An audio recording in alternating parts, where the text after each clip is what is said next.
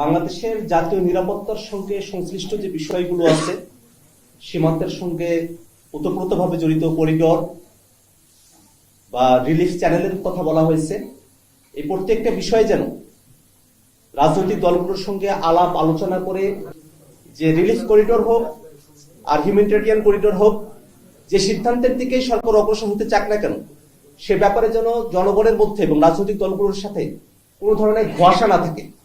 Corridor ইস্যুতে সরকারের তরফ থেকে আমরা দুই ধরনের বক্তব্য শুনেছি, যেটা স্পষ্টতই একটা ধোঁয়াশার জায়গা তৈরি করেছে। পরবর্তীতে সরকারের তরফ থেকে পরিষ্কার করা হয়েছে যে করিডোর নয়,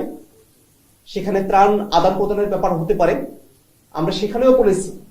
যে ত্রাণ আদান প্রদানের ব্যাপার হলো সেটা আসলে কার কাছে নিয়ন্ত্রণ থাকবে, সেটা কিভাবে পরিচালিত হবে, বাংলাদেশের স্বাধীনতা সার্বভৌমত্ব বা মানচিত্রের কোন ধরনের হুমকি সেখানে তৈরি হবে কিনা, প্রত্যেকটা বিষয়ে পরিষ্কার করে রাজনৈতিক দলগুলোর সঙ্গে আলাপ আলোচনা করে তারপরে যেন অন্তর্বর্তীকালীন সরকার সিদ্ধান্ত গ্রহণ করে।